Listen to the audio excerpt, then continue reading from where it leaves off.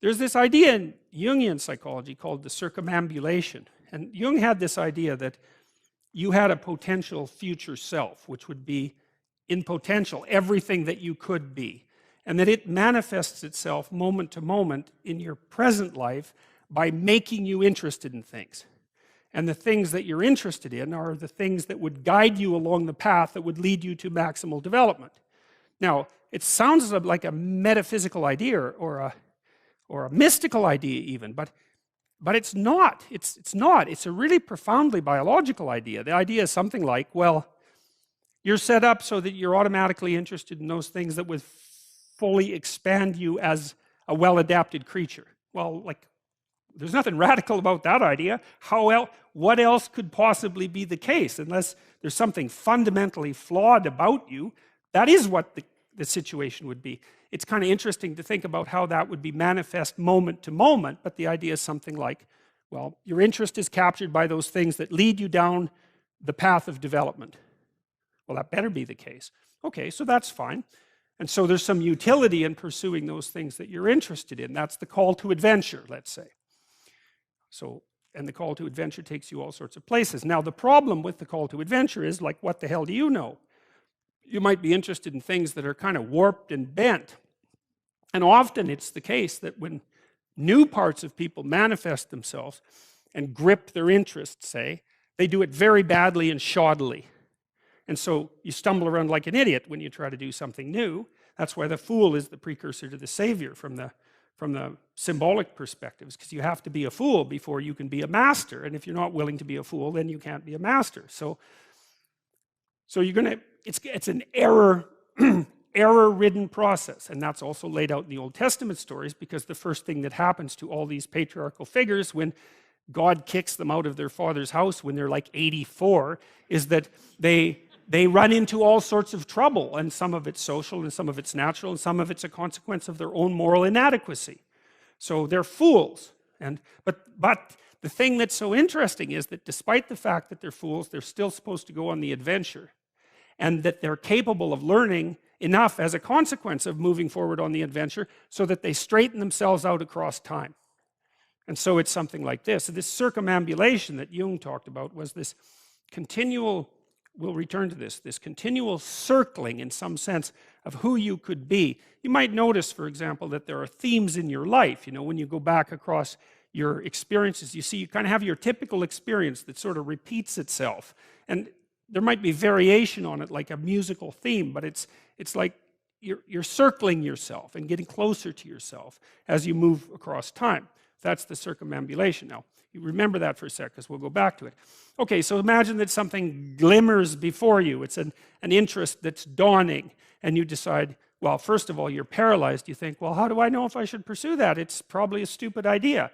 And the proper response to that is, you're right, it probably is a stupid idea, because almost all ideas are stupid. And so the probability that as you move forward on your adventure that you're going to get it right the first time is zero. It's just not going to happen.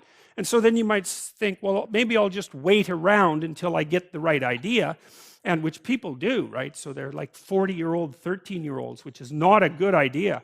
And so they wait around until it's waiting for Godot, until they finally got it right. But the problem is you're too stupid to know when you've got it right. So waiting around isn't going to help. Because even if the perfect opportunity manifested itself to you in your incomplete form, the probability that you would recognize it as the perfect opportunity is zero. You might even think it's the worst possible idea that you've ever heard of anywhere. Highly likely.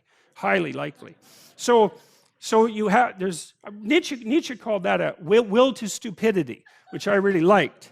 So, because he thought of stupidity as being, you have to take it into account fundamentally and work with it. And so you can take these tentative steps on your pathway to destiny, and you can assume that you're going to do it badly. And that's really useful, because you don't have to beat yourself up. It's pretty easy to do it badly. But the thing is, it's way better to do it badly than not to do it at all. And that's the continual message that echoes through these historical stories in Genesis. It's like, these are flawed people. They should have got the hell out of their house way before they did. And they go out and they stumble around in tyranny and famine and self-betrayal. And and violence, but it's a hell of a lot better than just rotting away at home. And that's great, so that's good. And so why is that? Well, okay, so you start your path and you think that you're heading, towards your star. And so you go in that direction. And then, because you're here, the world looks a particular way, but then when you move here, the world looks different, and you're different as a consequence of having made that voyage. And so what that means is that now that thing that glimmers in front of you is going to have shifted its location, because you weren't very good at specifying it to begin with, and now that you're a little sharper and more focused than you were, it's going to reveal itself with more accuracy to you. And so then you have to take it's almost like a 180-degree reversal. But it isn't, because, you've gone this far, and that's a long ways to get that far. But that's a lot farther than you would be if you just stayed where you were, waiting. And so it doesn't matter that you overshoot continually, because as you overshoot, even if you don't learn what you should have done, you're going to continually learn what you shouldn't keep doing. And if you learn enough about what you shouldn't keep doing, then that's tantamount at some point to learning at the same time what you should be doing. So it's okay. So it's like this. Now, what's cool about it, though, I think, is that as you progress, the degree of overshooting starts to decline, right? And that we know that there's nothing hypothetical about that. As you learn a new skill, like even to play a song on the piano, for example, you overshoot madly. You're making all sorts of mistakes to begin with, and then the mistakes,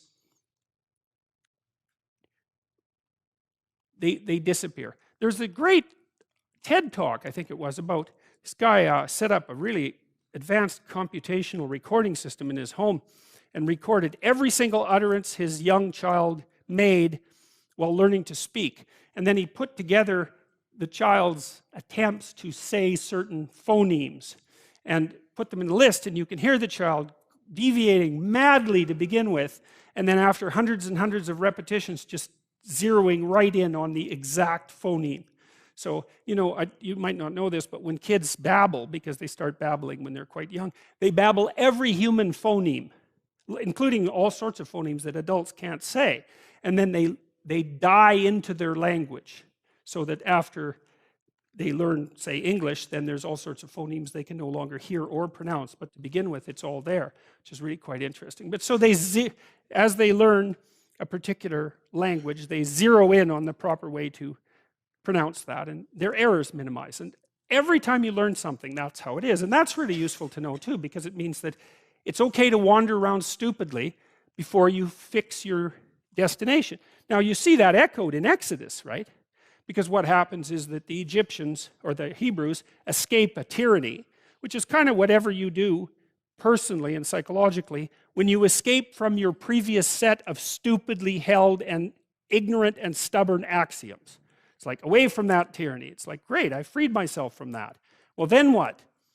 Well, you think, well, now I'm on the way. It's, no, you're not. Now you're in the desert, where you wander around stupidly, and worship the wrong things until you finally organize yourself morally again and head in the proper direction. So that's worth knowing, too, because you think, well, I got rid of a lot of things, excess baggage that I didn't need in my life, and now everything's okay. It's like, no, it's not. You've got rid of a whole set of scaffolds that were keeping you in place, even though they were pathological. And now you have nothing, and nothing actually turns out to be better than something pathological, but you're still stuck with the problem of nothing. And that's exactly why Exodus is structured the way that it is. It's that you escape from a tyranny. It's, hooray, we're no longer slaves. Yeah, well, now you're nihilistic and lost. It's not necessarily an improvement.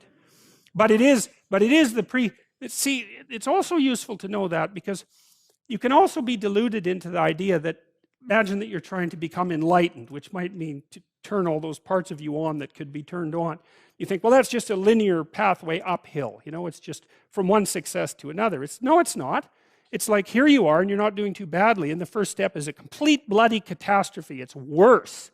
and then maybe you can pull yourself together and you hit a new plateau, and then that crumbles and shakes, and bang, it's worse again. And so, because part of the reason that people don't become enlightened is because it's punctuated by intermittent deserts, essentially, by intermittent catastrophes. And if you don't know that, well, then you're basically screwed, because you go ahead on your movement forward and you collapse and you think, well, that didn't work, I collapsed. It's like, no, that's par for the course. It's not indication that you failed, it's just indication that it's really hard. And that when you learn something, you also unlearn something. And the thing you unlearned is probably useful, and unlearning it actually is painful. You know, let's say if you have to get out of a bad relationship. It's like there isn't any relationship that's 100% bad. And so when you jump out of it, well, maybe you're in better shape, but you're still lonesome and disoriented, and you don't know what your past was, and you don't know what your present is, and you don't know what your future is. That's why people stay with the devil they know instead of, you know, looking for the devil they don't know. So anyways, the fact that you're full of faults doesn't mean you have to stop. And thank God for that. That's a really useful thing. And the fact that you're full of faults doesn't mean that you can't learn. And so you can posit an ideal, and you're going to be wrong about it, but it doesn't matter, because what you're right about is positing the ideal and moving towards it. If the actual ideal isn't conceptualized perfectly, well, first, surprise, surprise, because like, what are you going to do that's perfect? So it doesn't matter that it's imperfect. It just matters that you do it and that you move forward. So that's really positive news as far as I'm concerned, because you can actually do that, right? You can do it badly. Anyone can do that. So that's useful. Okay, so like if you were an efficient person, you would have just done that. But you're not. But who cares? You know, you still end up in the same place. And maybe the trip is even more interesting. Who knows? Probably too interesting.